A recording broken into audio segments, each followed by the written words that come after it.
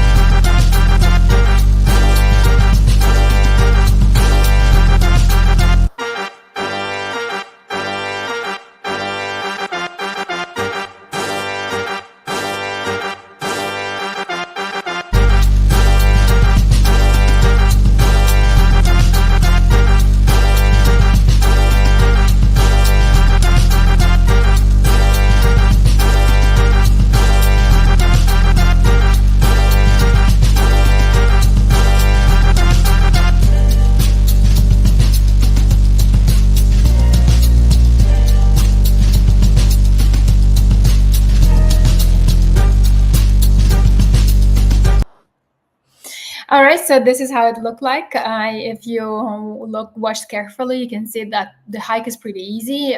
It's more or less flat. There's no technical terrain at all. There are 2-3 places where it's a little bit altitude gain, but still it's not super massive altitude gains. It's pretty manageable. So the hike is okay. It's moderate. I would call it moderate from a physical point of view or technical point of view. There are actually the two things that are most difficult about Patagonia. One of them is weather.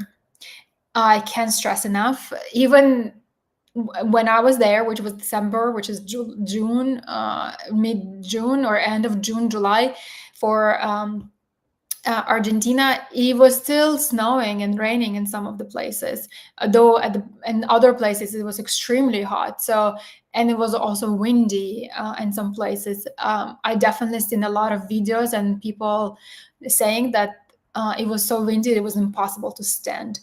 And it's true, it didn't happen to me, but it's true that the wind is pretty vicious in Patagonia. So I consider weather is the main challenge of the hike.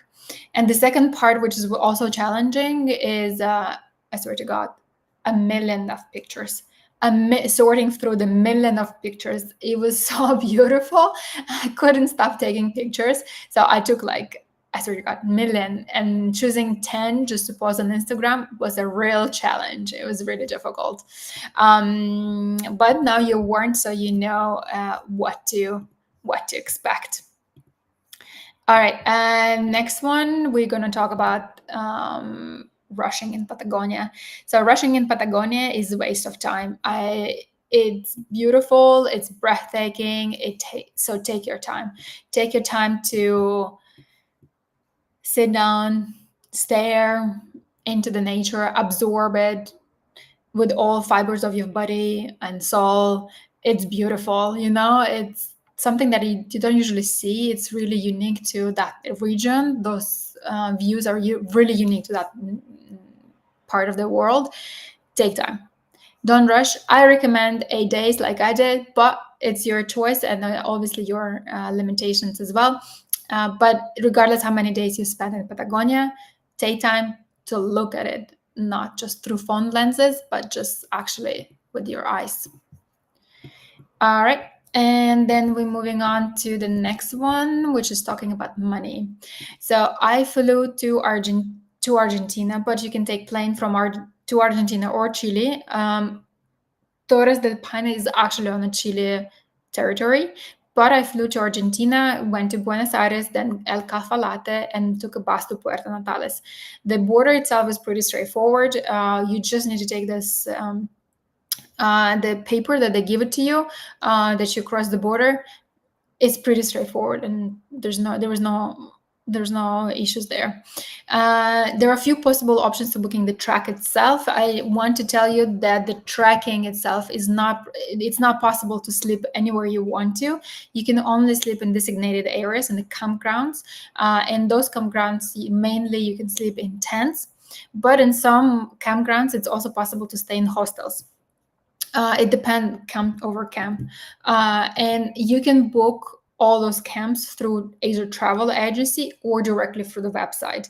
I need to tell you, if you're booking through the agency, not every camp is available, but there's a much more availability. So if you say you want to decide tomorrow that you want to go, it's available. Whenever if you're booking directly through the sites, on camping sites directly, one, it takes much more time. I swear to God, it took me like 2 hours just to book the camps when I already knew what I wanted to do.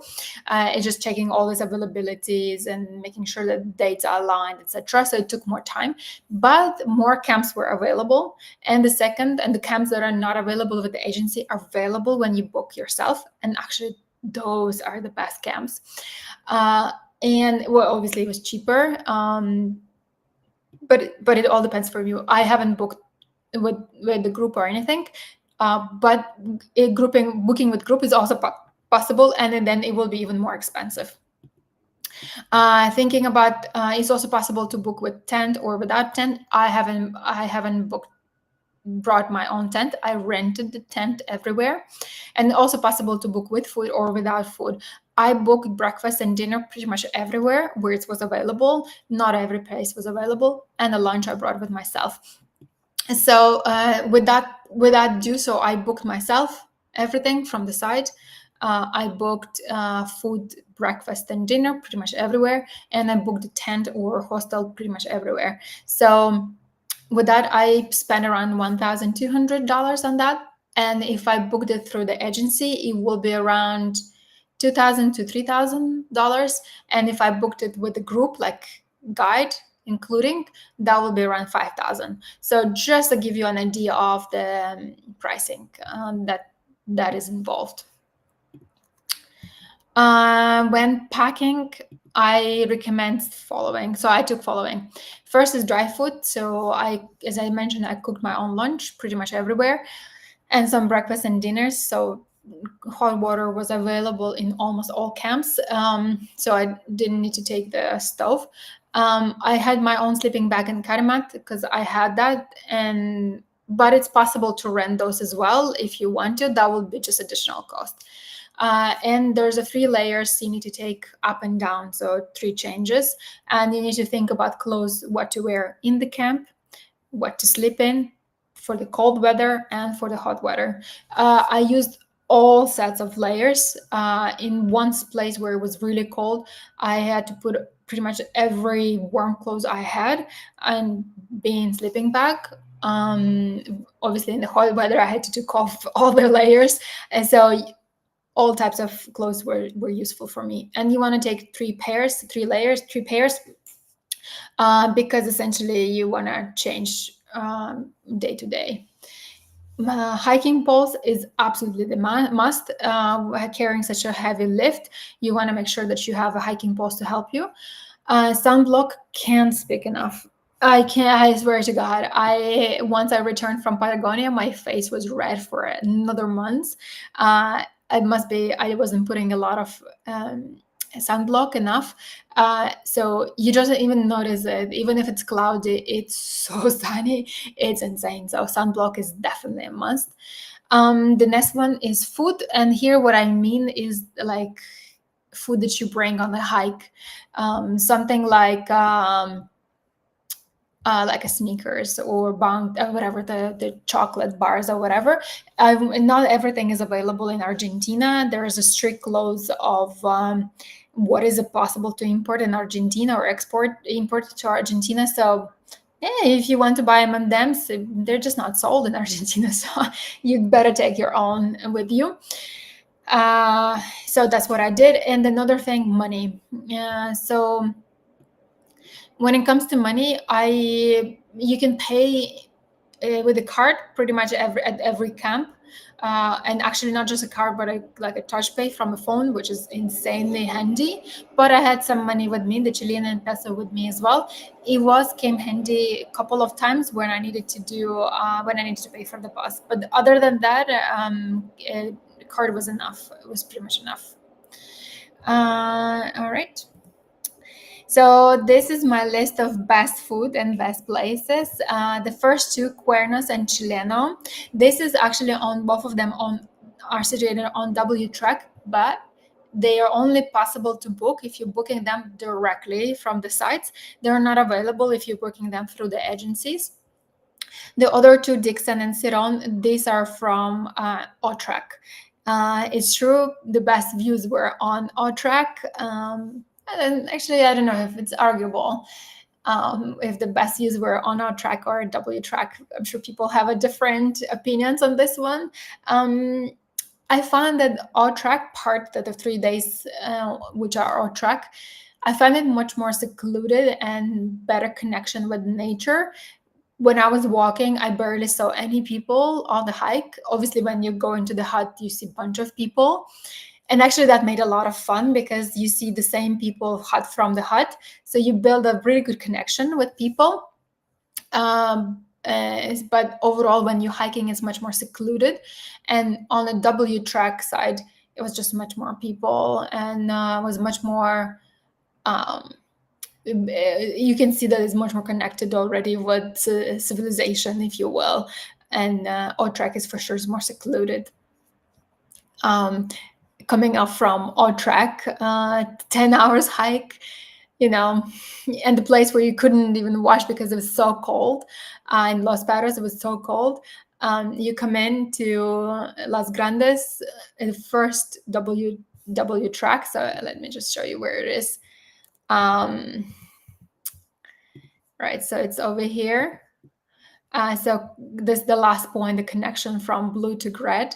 So coming in from blue, the last point of blue where you see the glacier is the pass, and also the coldest place on the track if you're doing the Otreck. And so this hike, it takes around 10 hours. It took me 7, but some people took 6, some people took 12. So it depends on the abilities.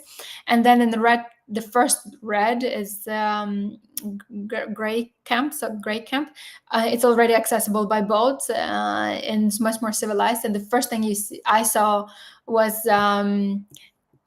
somebody taking a work Zoom call, and I was like, what? I felt like I just came in from wilderness into a society right there. So it definitely made an impression on me. But overall internet is available pretty much everywhere. You can buy it. I didn't.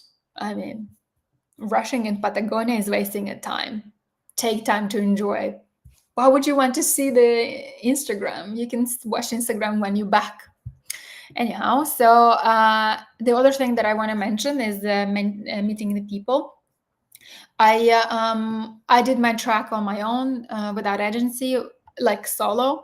And so as this, I had a lot of opportunity to meet people, and we made a pretty good bonds with people, especially from the Otreck. We pretty stay connected. I also met with those people already here in Europe when we flew back and did some hiking here as well.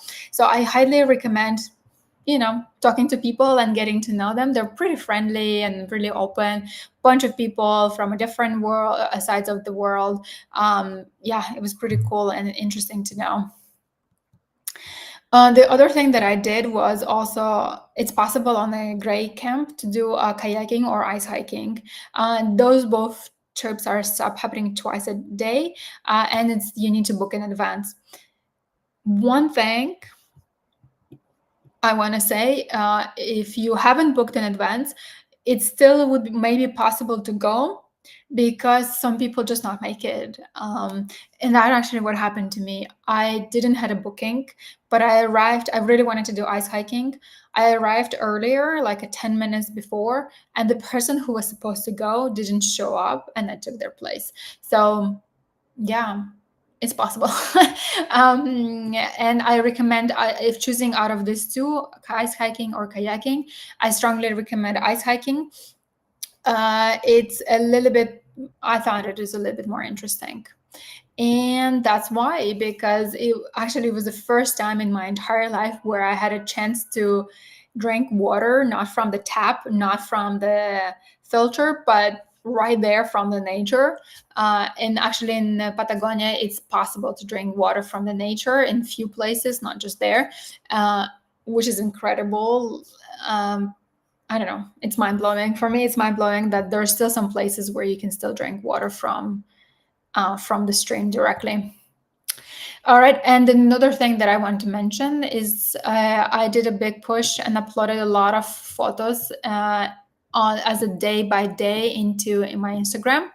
And you can watch that on my Instagram, as I was mentioning. Nasta Almer is my nickname. You can find me here, and you can see that there's a lot of a description.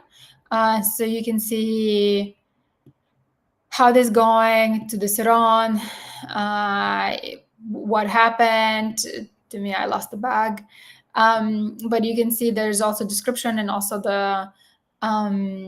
some pictures.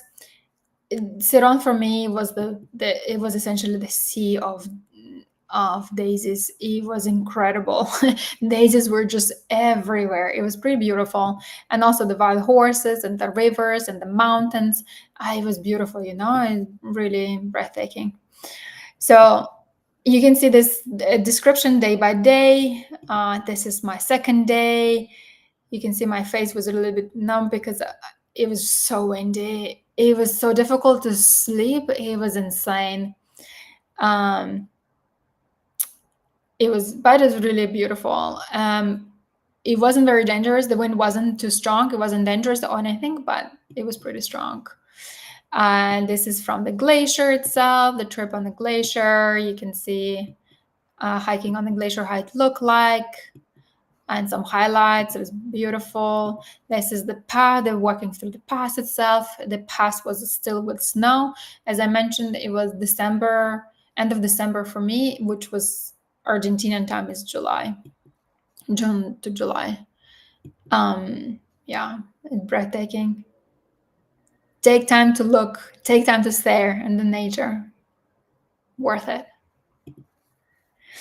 All right, so this is pretty much about all I had about Tores del Paine and the Wtreck. Sorry, O and Wtreck. If you have any questions, comment below or just hit me on Instagram as well, and subscribe, share, and I hope it helps you to get to Patagonia, and of course enjoy it.